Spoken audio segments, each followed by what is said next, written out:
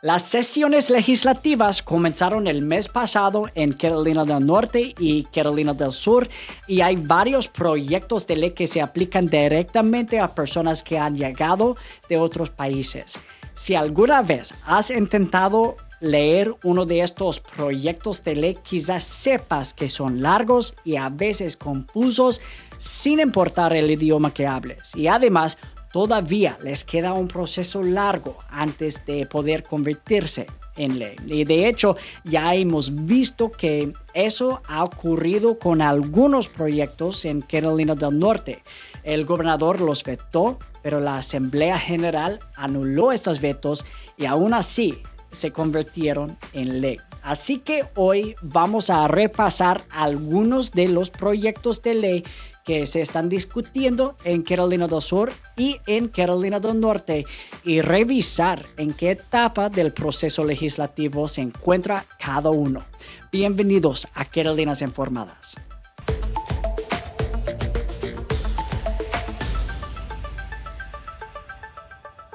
Hola y bienvenidos a Carolinas Informadas, donde creemos que estar informados nos pone empoderados.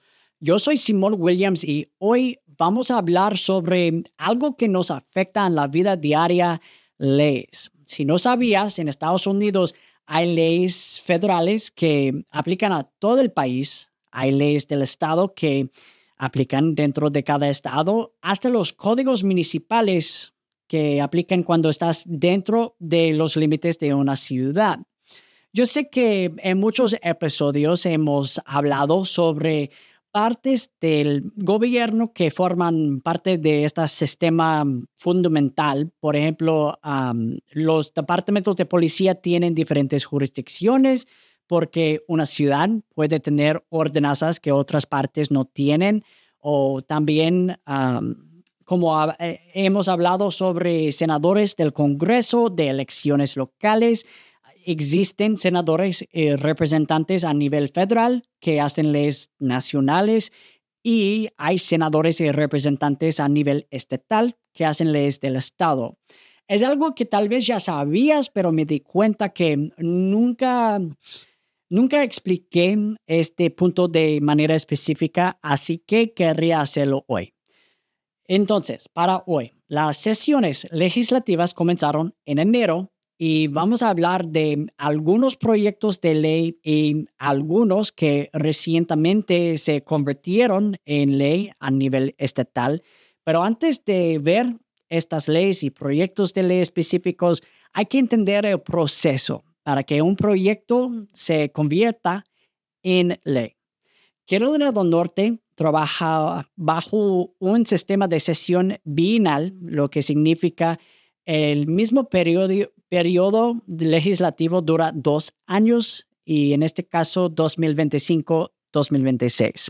Durante ese tiempo, los legisladores pueden presentar proyectos de ley que se discuten en comités y luego en el pleno de la Cámara y el Senado. Y es uno de solo 7 estados que no permiten que los legisladores prefilen proyectos de ley. Por eso, en Carolina del Norte, los proyectos de ley no pueden presentarse oficialmente hasta que la sesión ya haya comenzado. En cambio, Carolina del Sur sí permite el pre-filing, como decimos, es decir, los legisladores pueden presentar sus proyectos antes de que inicie formalmente la sesión. Por eso, cuando comienza la sesión, ya hay propuestas listas para discutir. Aunque cada estado tiene pequeñas diferencias, el camino general de un proyecto de ley es muy parecido en ambos estados. Tal vez recuerdas, ya hablamos de este proceso en un parte del episodio 5 sobre ciudadanía por nacimiento, pero si estás viéndome en YouTube, querría mostrar un gráfico que hice para explicar el proceso. Un legislador presenta un proyecto de ley. El proyecto se envía a un comité donde se analiza, se debate y puede modificarse. Si el comité aprueba, pasa al pleno de la Cámara correspondiente, ya sea la Cámara de Representantes o el Senado, y si esa Cámara lo aprueba, el proyecto pasa a la otra Cámara para repetir el proceso. Si ambas cámaras aprueban la misma versión, el proyecto se envía al gobernador. El gobernador puede firmarlo para convertirlo en ley, vetarlo o permitir que se convierta en ley sin firma. Importante para hoy, si el gobernador quiere vetarlo, los legisladores pueden votar para anular este veto. Y de hecho, eso ha ocurrido con dos de las leyes de que vamos a hablar hoy en Carolina del Norte durante esta sesión. Para explicar mi proceso, revisé todos los proyectos de ley de la sesión actual, tanto para Carolina del Norte como para Carolina del Sur, especificando palabras claves para encontrar aquellos que podrían afectar a muchos hispanohablantes, específicamente sobre el tema de la inmigración. Luego tomé estos proyectos para entender qué quieren exigir o cambiar y luego examiné las acciones más recientes tomadas por los legisladores. Yo querría comenzar con Carolina del Sur porque solo hay dos proyectos de ley sobre el tema y una nota. Si un proyecto de ley comienza con H, significa House en inglés, que es la Cámara de Representantes. S significa Senado. Entonces, primero, en la Cámara de Representantes H4764. Este proyecto propone cambios importantes relacionados con la cooperación entre autoridades estatales y agencias federales de inmigración. Primero, el proyecto añadiría una nueva sección al Código de Leyes de Carolina del Sur. Establecería que las agencias del orden público que operan en instalaciones correccionales como cárceles o centros de detención locales deberán firmar acuerdos escritos con agencias federales de inmigración. En términos prácticos, significa que las cárceles del estado tendrían que participar formalmente en programas federales que permiten a las autoridades locales colaborar en la aplicación de leyes migratorias federales. Uno de los programas más conocidos de este tipo es algo que ya explicamos en el primer episodio de Carolinas Informadas, el programa 287G, aunque el proyecto de ley no menciona específicamente ese nombre. Estos acuerdos generalmente permiten que oficiales locales reciban autorización o entrenamiento para colaborar con autoridades federales en ciertos aspectos de la aplicación de leyes migratorias dentro de las instalaciones correccionales. Además, el proyecto también modificaría la sección del Código estatal relacionada con la unidad de cumplimiento de inmigración ilegal. Bajo esta propuesta, la División de Aplicación de la Ley de Carolina del Sur, conocida como SLED, estaría obligada a proporcionar un programa de capacitación para las agencias del orden público que participen en la aplicación de leyes migratorias federales.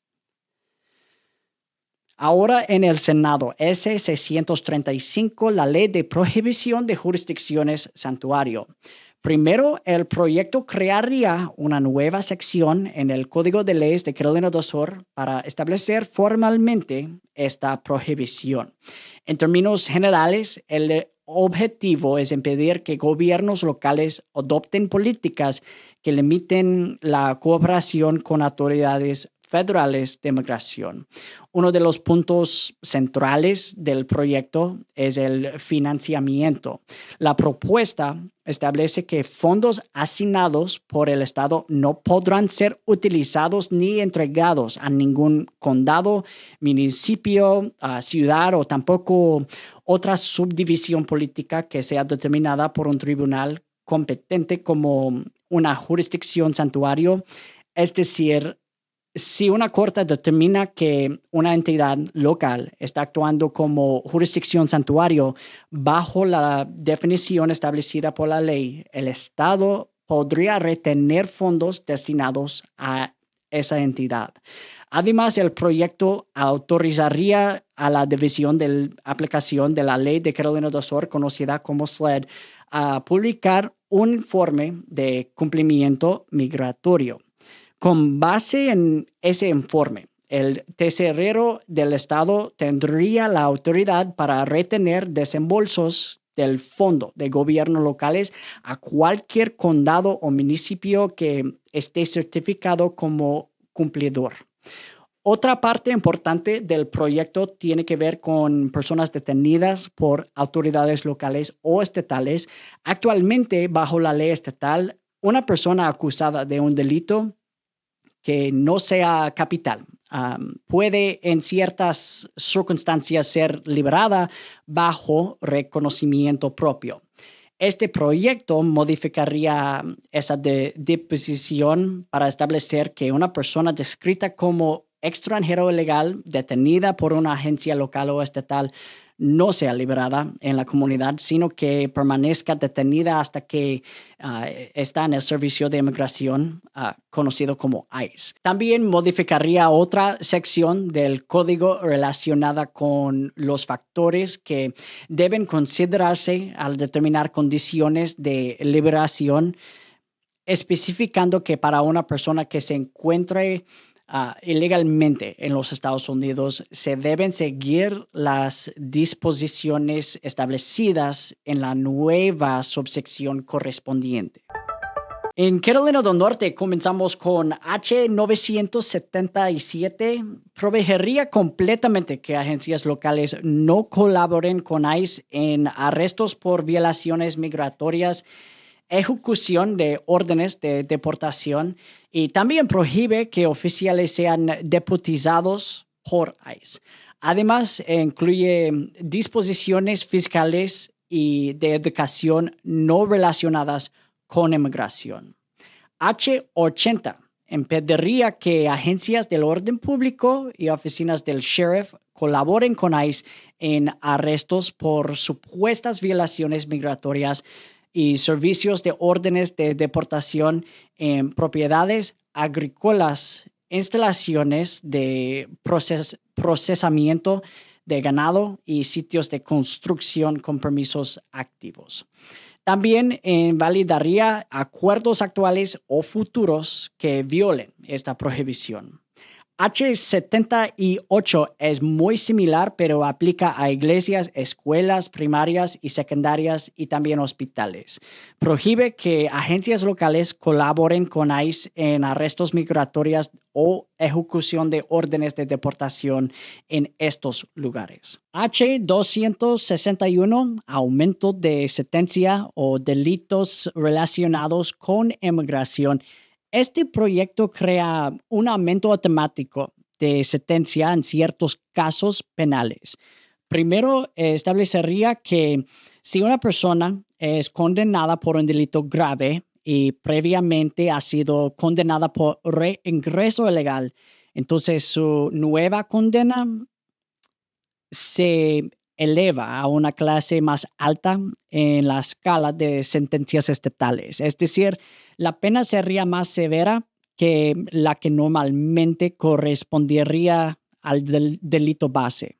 También mantiene una disposición relacionada con delitos cometidos como parte de una conspiración para promover actividad criminal. H-86 proveería que una persona no sea residente legal o ciudadano pueda obtener una eliminación de antecedentes penales. S-691 permitiría que ciertos estudiantes paguen matrícula estatal en universidades públicas o colegios comunitarios si se graduaron de preparatoria en Carolina del Norte y asistieron a escuelas del estado por al menos 2 años consecutivos. Para entender, la matrícula estatal es la tarifa reducida que pagan los estudiantes que son considerados residentes del estado y que normalmente es más baja que la matrícula que para estudiantes fuera del estado. Si no tienen estatus migratorio legal, tendrían que presentar una declaración jurada indicando que han solicitado o planean solicitar la regularización de su estatus cuando sean elegibles. Dice que la información proporcionada sería confidencial y aplicaría a partir del año académico 2025 hasta 2026 si es aprobado. H-667 permitiría matrícula estatal a ciertas personas con estatus legal específico. Aplica a estudiantes con visa H-4 que cumplan ciertos requisitos de residencia. H-690 requería que agencias estatales verifiquen que beneficiarios de programas financiados por el Estado sean ciudadanos estadounidenses o no ciudadanos con permiso legal. También exigiría verificación para matrícula estatal, ayuda financiera o beneficios por desempleo. H-458 modifica la ley de vivienda para trabajadores migrantes. Incluye inspecciones más estrictas antes de ocupar vivienda, prohibición de ocupar vivienda por más de 14 días sin inspección satisfactoria, requisitos adicionales de documentación y sanciones para operadores que falsifiquen información. Ahora, esta existe como dos proyectos de ley, pero son iguales. S-58 y H-72 limitarían la participación del fiscal general de Carolina del Norte en ciertos litigios. Específicamente, prohibirían que el fiscal general participe en demandas que busquen invalidar una orden ejecutiva emitida por el presidente de Estados Unidos.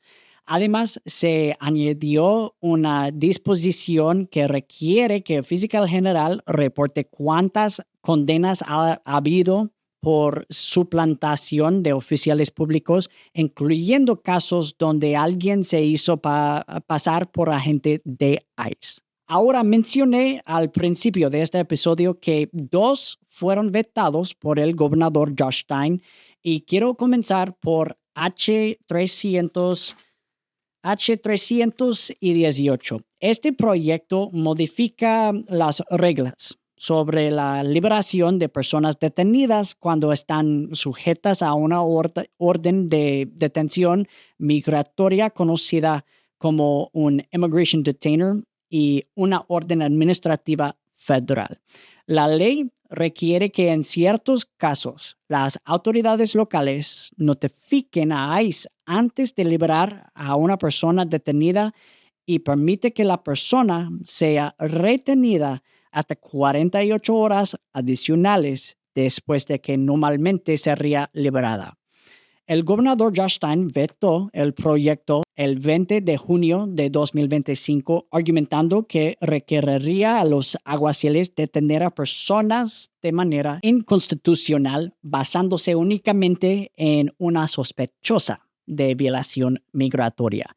Sin embargo, la Asamblea General anuló el veto el 29 de julio de 2025 y el proyecto fue promulgado como la ley. Ahora, S-153 aún no es ley. Fue aprobado por la Asamblea General, pero el gobernador lo vetó y actualmente está en el calendario para una posible votación de anulación el próximo mes. Este proyecto establece varias medidas relacionadas con cooperación migratoria y uso de fondos estatales. Primero, requería mayor cooperación entre autoridades estatales y funcionarios federales de inmigración. Segundo, buscó asegurar que fondos estatales se utilicen únicamente en beneficio de personas que se encuentran legalmente en el estado. Tercero, crea incentivos adicionales para que gobiernos locales cumplan con leyes estatales relacionadas con inmigración. Y cuatro, prohíbe que instituciones del sistema NC adopten políticas que limiten la aplicación de leyes federales de inmigración, lo que se conoce como universidades santuario. El gobernador vetó el proyecto argumentando que obligaría a oficiales estatales a actuar como agentes federales de inmigración y que la ley podría desviar recursos de seguridad pública. También señaló que bajo la ley actual, personas sin estatus legal ya no son elegibles para ciertos beneficios públicos como Medicaid, SNAP y vivienda subsidiada. Actualmente, el proyecto está programado en el calendario legislativo para el 9 de marzo. Muchos de los proyectos de ley de que hablamos no se van a convertir en ley y la verdad podrían morir en el proceso legislativo. Pero si hay uno específico que te gustaría seguir, voy a poner en la sección de recursos del artículo para este episodio si quieres hacerlo. Siento que este es un episodio que explora otra faceta de estar informado. Primero, conociendo los proyectos de ley que podrían afectarte, pero si has visto lo mismo que yo en las redes sociales, quizás sepas que algunas personas tratan los proyectos de ley como si fueran una certeza, como si ya fueran ley. Y así que creo que es una parte muy importante de estar informado, entender qué tiene que ocurrir para un proyecto de ley realmente se convierte en ley. Espero que te sientes más informado después de este episodio y como siempre, por favor, déjame saber tu opinión en los comentarios. Gracias por estar conmigo hoy. Nos vemos en la próxima. Sigue siendo empoderados.